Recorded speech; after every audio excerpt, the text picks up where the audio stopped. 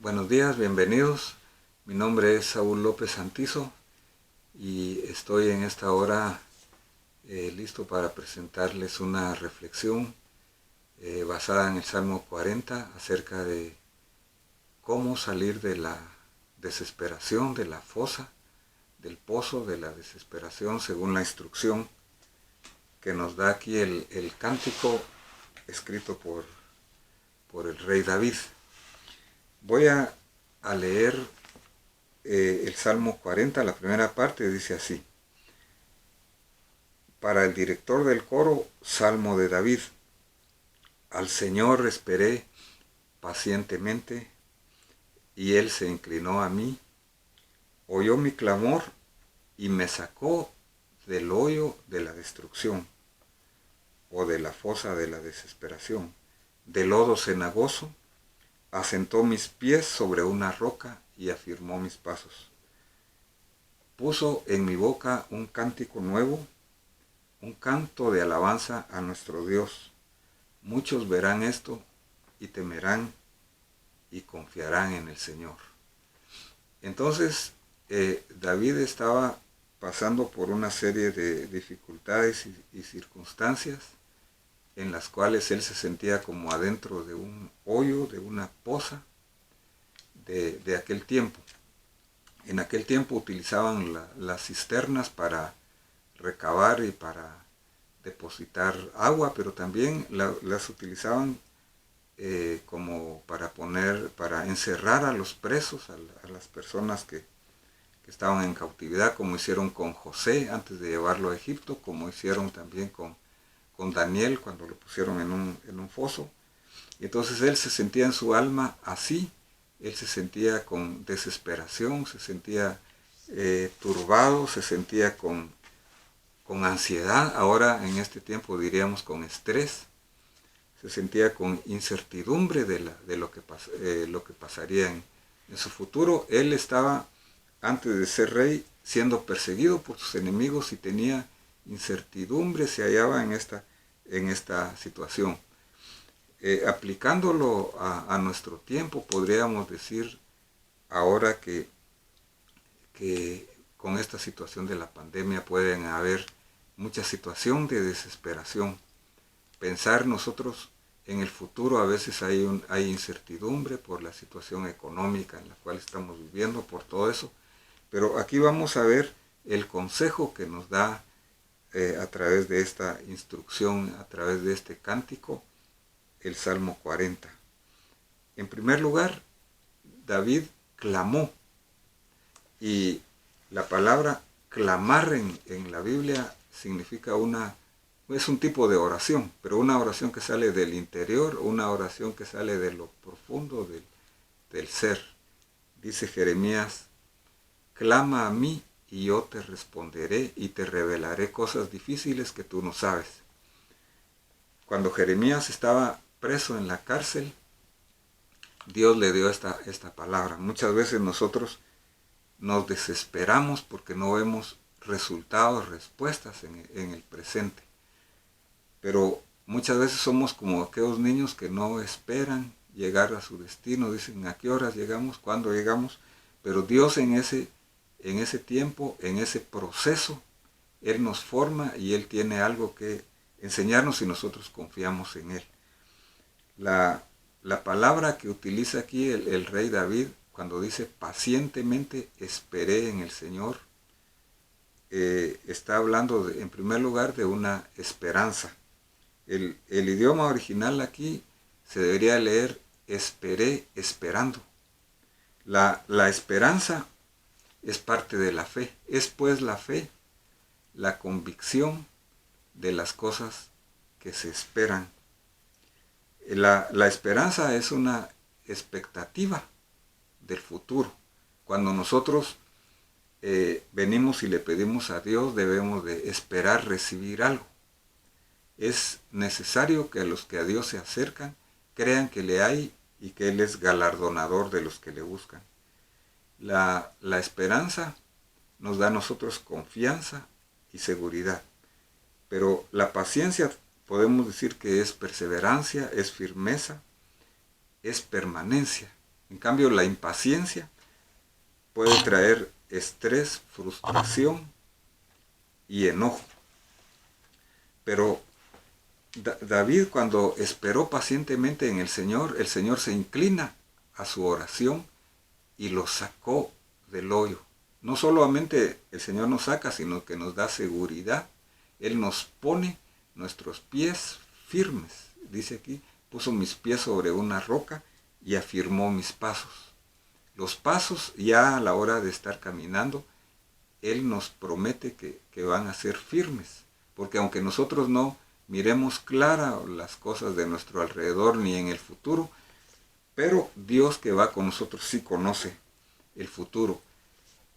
Luego, como una consecuencia de haber sido nosotros libres por la gracia, por la obra y poder, por el poder de Dios y de su Hijo Jesucristo, nosotros vamos a tener un cántico nuevo. Dice que el pueblo de Israel pudo cantar, pudo alabar a Dios hasta que fue liberado, hasta que estuvo afuera de Egipto. Cuando estuvo en el desierto, Él pudo alabar, no lo hizo antes. Cuán bienaventurado es el hombre que ha puesto en el Señor su confianza, no se ha vuelto a los soberbios ni a los que caen en falsedad. Nuestra confianza no debe estar en ninguna cosa ni en nadie que es falsedad, y ni en la soberbia, ni en nosotros, ni en otro que tenga soberbia, sino que solamente en el Señor. Cuando alguien tiene la experiencia de haber sido liberado por Dios de la desesperanza, esta experiencia la ven los demás y ellos son también beneficiados, los familiares, los vecinos, los amigos.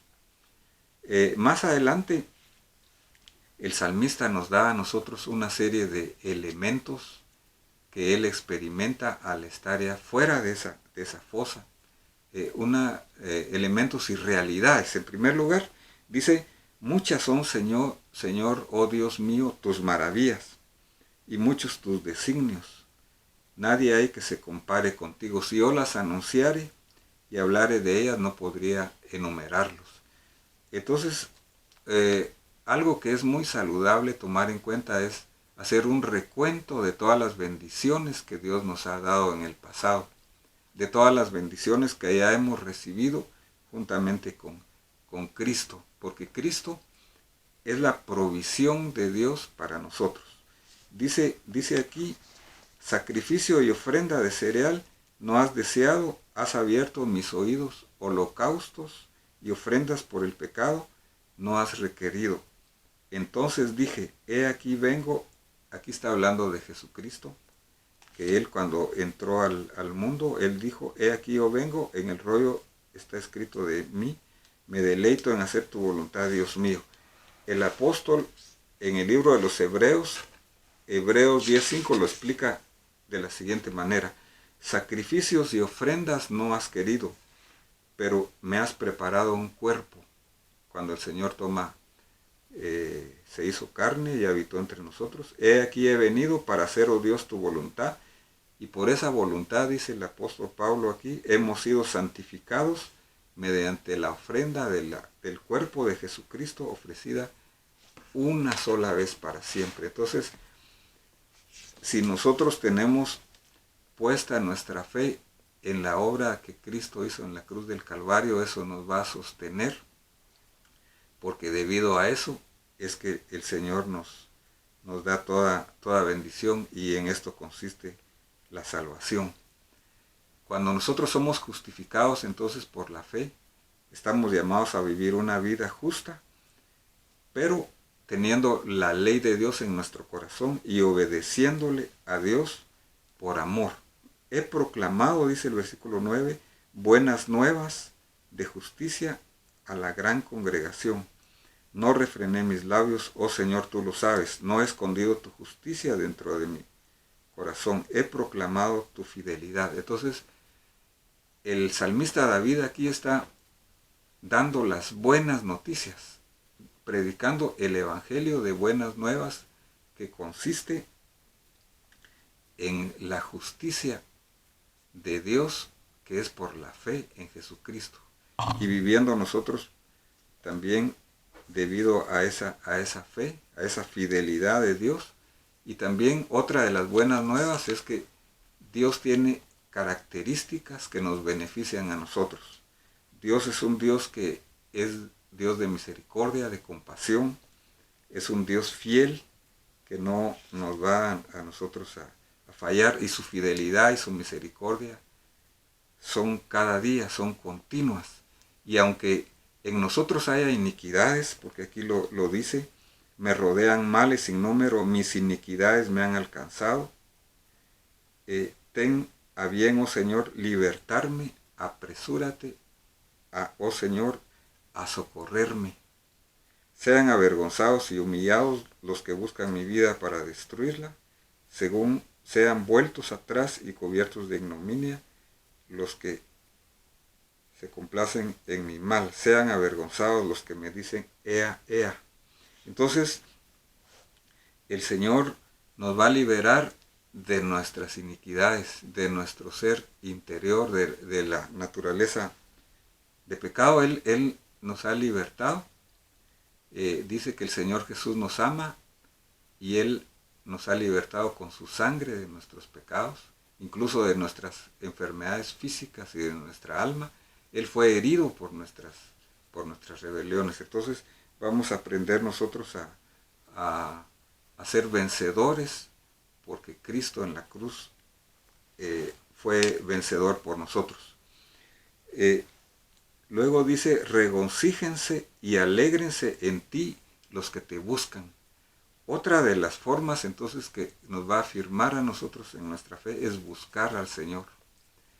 Uno de los primeros frutos de buscar al Señor es que hay regocijo, hay paz, hay alegría en nuestro corazón.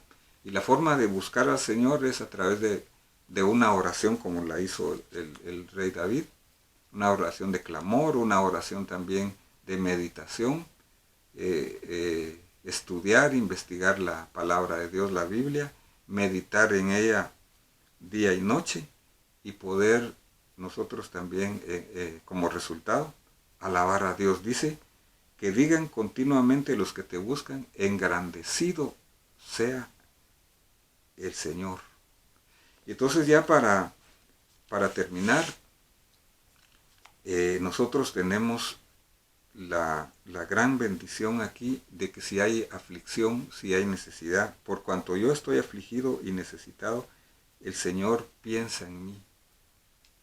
¿Te has puesto a pensar tú de que el Señor piensa en ti individualmente, piensa en cada uno de nosotros individualmente y está pendiente de nosotros? Si Él cuida de las aves, cuidará también de nosotros. Si Él viste a las flores del campo, lo va a hacer también. Va a suplir también nuestras necesidades, aunque sean temporales, pero Él está pendiente de nosotros. Tú eres mi socorro y mi libertador. Dios nos salva, nos libra. Si Él nos salva del castigo eterno, Él también nos puede salvar de problemas temporales y menores. Él es nuestro socorro. Acerquémonos pues confiadamente al trono de la gracia para recibir gracia y para el oportuno socorro. Dios mío, dice aquí, no te tardes. Él está presto para bendecirnos con respuestas. Entonces, en conclusión, queridos amigos, el Señor es un Dios que quiere sacarnos de cualquier desesperación a través de nuestro clamor, a través de esperar firmemente en el Señor, a través de poner toda nuestra confianza en el sacrificio que Cristo hizo en la cruz del Calvario, a través de ver la justicia de Dios, a través de ver la salvación en el Señor y de buscarle. Que Dios les bendiga en esta hora y les invitamos a seguirnos en nuestras reflexiones, a inscribirse en el canal y siempre no se les olvide hacer un clic en la campanita de notificaciones. Gracias.